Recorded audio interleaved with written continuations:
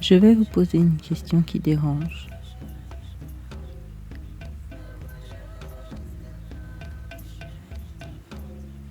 Elle est très simple, mais peut-être pas si facile à répondre. Quand avez-vous vraiment rien fait? Pas le rien fait des épuisés, pas le rien fait par manque d'options ou en regardant votre téléphone. Le vrai rien faire. Aucun écran allumé, aucune cuisine à faire, aucune vaisselle, aucune lessive, aucune liste à écrire, aucune organisation à planifier.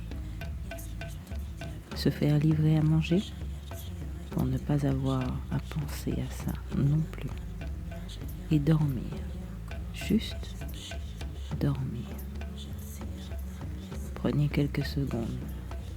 Essayez de trouver ce jour-là. Ce jour où vous vous êtes dit, aujourd'hui, rien. Je ne fais absolument rien. Je ne dois rien faire et je ne dois rien à personne. Rien. Pour beaucoup d'entre vous, ce jour est difficile à localiser. Peut-être qu'il n'existe pas. Peut-être qu'il remonte à loin. Peut-être qu'il n'a jamais été et qu'il n'a jamais existé tel quel. Et pourtant, le corps, lui, attend ce jour. Il attend depuis longtemps. Bienvenue sur HealthFit. Et aujourd'hui, nous n'allons pas commencer par parler de sport. Nous allons commencer par parler de la liste. La liste de tout ce qui contient une vie. Et de ce qui arrive quand personne ne s'arrête de la gérer. Il y a un mot anglais que j'aime beaucoup. Exhaustion. On le traduit par épuisement. Mais il dit quelque chose de plus précis que ça. Il dit quand on a tout tiré, quand on a tout extrait, quand il ne reste plus rien à puiser. Exhaustion. Et pour cette image rejoint quelque chose que beaucoup d'entre nous connaissent. Pensez à la liste. La liste de ce qui constitue une semaine. Le travail, les enfants, s'il y en a. La voiture, les courses, la famille, les amis, les sorties, les obligations administratives, les réparations à faire, les messages auxquels répondre, les rendez-vous. Et quelque part dans cette liste, peut-être le sport, peut-être le sommeil, peut-être une pause, peut-être... La vie va vite, elle va très vite. Et ce que cette vitesse produit sur le corps, c'est exactement ce qu'évoque le mot exhaustion. On puise, on tire, on extrait jour après jour et on avance parce qu'on n'a pas d'autre choix visible. Il y a eu, il n'y a pas si longtemps, une expérience collective mondiale que personne n'avait prévue. Le confinement. Du jour au lendemain, des millions de personnes ont été forcées de s'arrêter, forcées de rester chez elles. Et quelque chose de très révélateur s'est produit. Beaucoup de personnes n'ont pas supporté ça. Pas à cause du virus, à cause de leur maison. Elles ne supportaient pas leur maison. Cet endroit qu'elles avaient cherché, loué, acheté, meublé, décoré, entretenu. Cet endroit où elles rentraient tous les soirs. Cet endroit pour lequel elles travaillaient, en partie pour pouvoir se l'offrir.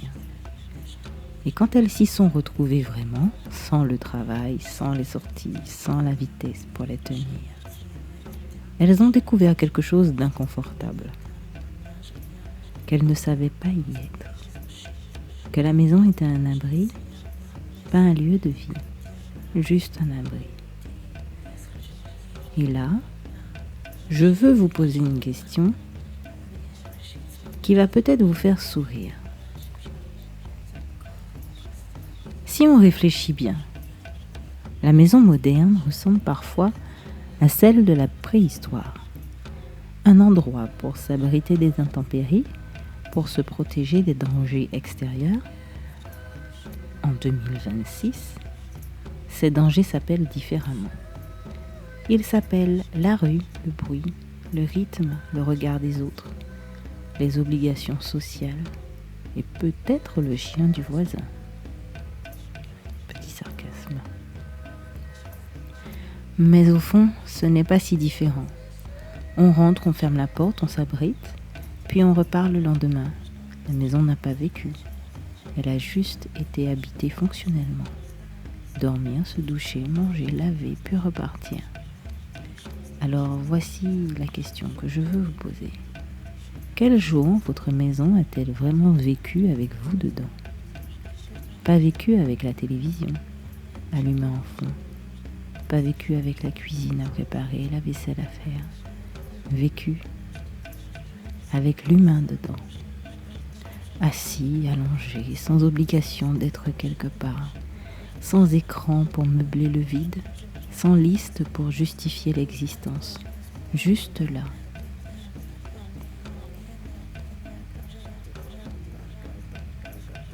Revenons au corps. Parce que cette maison qu'on n'habite pas, cette pause qu'on ne s'accorde pas, elle a des conséquences très concrètes. Et la première, la plus fondamentale, c'est le sommeil. Le sommeil est l'acte de repos le plus évident. Et c'est peut-être pour cela qu'on le respecte si peu. Parce qu'il semble passif, parce qu'il ne produit pas de données visibles, parce qu'on ne peut pas le partager ni s'en vanter. Mais le sommeil est tout sauf passif. C'est l'un des moments les plus actifs de votre biologie. Pendant que vous dormez, votre corps fait des choses que vous ne pourriez pas lui demander de faire autrement. Il répare, il consolide, il trie, il nettoie. Le cerveau notamment. Il utilise le sommeil pour éliminer les déchets métaboliques accumulés pendant la journée. Il y a un système dans le cerveau qu'on appelle le système glymphatique. Il fonctionne principalement la nuit. Il circule dans le cerveau et évacue les substances toxiques qui se sont accumulées pendant les heures d'éveil. Quand vous dormez mal ou pas assez, ce nettoyage ne se fait pas correctement. Et cela a des conséquences sur la mémoire, sur la concentration et sur l'humeur. Mais il y a autre chose que le sommeil fait et qui intéresse particulièrement notre magazine. La nuit, pendant les phases de sommeil profond, votre corps libère de l'hormone de croissance. L'hormone de croissance ne sert pas qu'aux enfants, en pleine puberté. Elle joue un rôle essentiel chez l'adulte dans la réparation des tissus musculaires, dans la récupération physique, dans la régulation du métabolisme. Et elle est libérée principalement pendant la nuit, pendant le sommeil profond, pas pendant l'entraînement, ni la journée, la nuit. Ce qui veut dire que chaque nuit de sommeil insuffisant ou de mauvaise qualité, c'est une fenêtre de récupération fermée. Un entraînement dont le bénéfice disparaît en partie, un effort qui ne se convertit pas en adaptation. Vous pouvez vous entraîner parfaitement, manger bien, hydrater correctement. Si vous dormez mal, une partie de ce travail s'évapore. Le corps ne peut pas faire ce qu'on lui demande de faire sans lui donner le temps et les conditions pour le faire. Et ce temps, c'est la nuit. Ce sont 16 heures dans la maison. 16 heures que beaucoup raccourcissent, perturbent, sacrifient pour gagner du temps. Mais gagner du temps sur le sommeil ne rallonge pas la journée productive. Ça la raccourcit. Ça la vide de sa qualité et ça coûte plus qu'elle ne rapporte. Dormir suffisamment n'est pas une faiblesse. C'est un acte de résistance contre l'idée que vous devez tout le temps produire quelque chose. C'est un acte de résistance contre la vitesse. Et c'est l'un des actes les plus efficaces que vous puissiez faire pour votre progression physique. Maintenant, je vais vous expliquer ce qui se passe dans un muscle après un effort. Parce que c'est contre-intuitif. et parce que beaucoup de personnes actives ne le savent pas vraiment. Quand vous faites de l'exercice, course, musculation, natation, vélo, danse, tout ce qui sollicite le muscle, vous créez des micro-lésions, des micro-déchirures dans les fibres musculaires. Ce n'est pas une métaphore, c'est littéralement ce qui se passe. Et la courbature du lendemain, c'est votre corps qui est en train de réparer ces fibres. La réparation, c'est là que quelque chose d'important se produit. Votre corps ne reconstruit pas les fibres à l'identique, il les reconstruit en légèrement plus solides, légèrement plus résistants. Il anticipe la prochaine fois. C'est ce que les physiologistes appellent la surcompensation. Le corps dépasse légèrement son état initial pour être mieux préparé. Mais cette surcompensation ne se produit pas pendant l'effort. Elle se produit pendant le repos, pendant le sommeil, pendant ces heures dans la maison. Si vous ne laissez pas ce temps au corps, la surcompensation n'a pas lieu.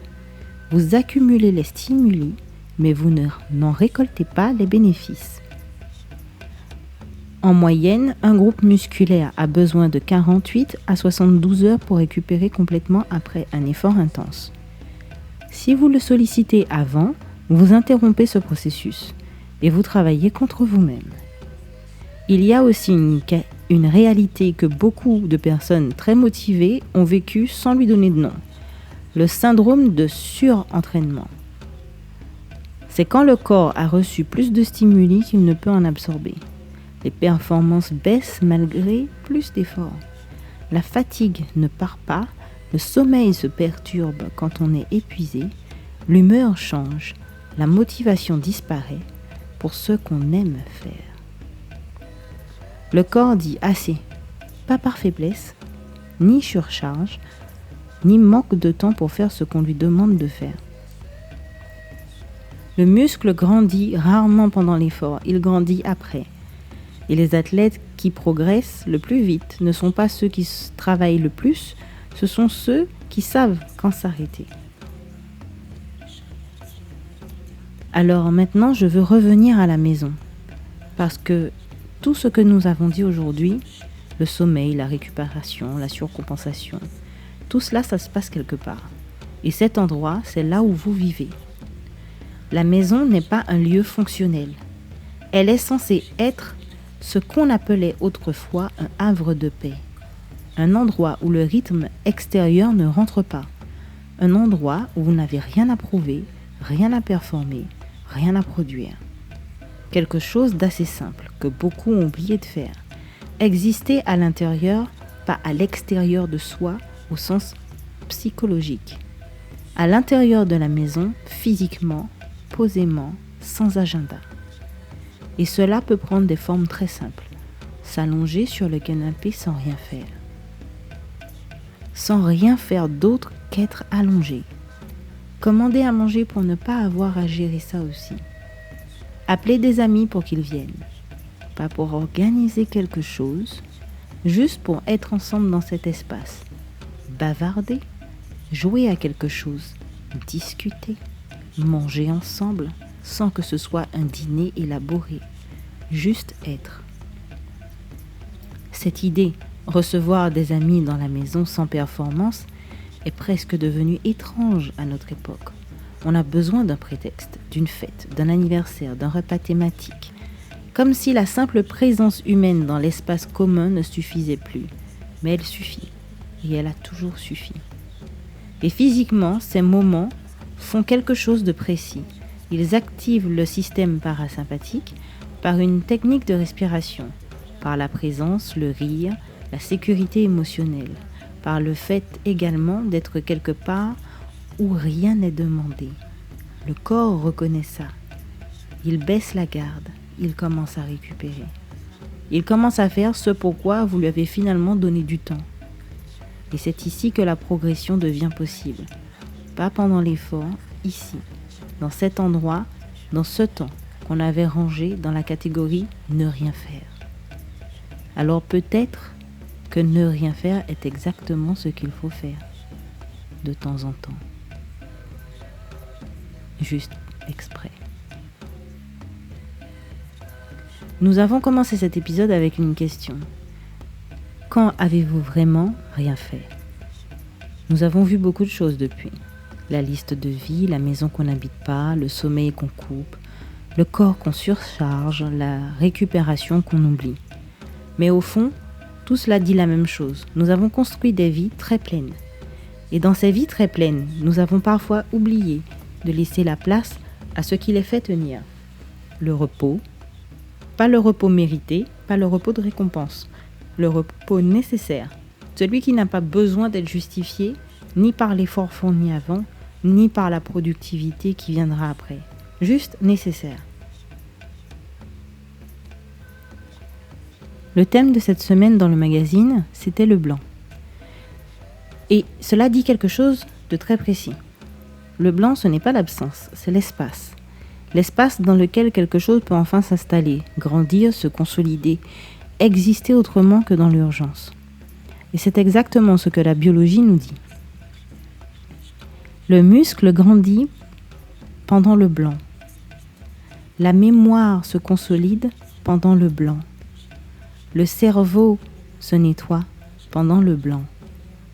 Le système nerveux se régule pendant le blanc. Le blanc n'est pas l'ennemi de la progression, il en est la condition. Alors si vous devez retenir une seule chose de cet épisode, que ce soit celle-ci. La prochaine fois que vous vous permettez de ne rien faire, vous ne perdez pas de temps. Vous donnez à votre corps exactement ce dont il avait besoin et il va s'en souvenir. D'ici là, prenez soin de vous et si vous pouvez cette semaine, 1 heure, dans votre maison, sans rien faire, sans justifier pourquoi,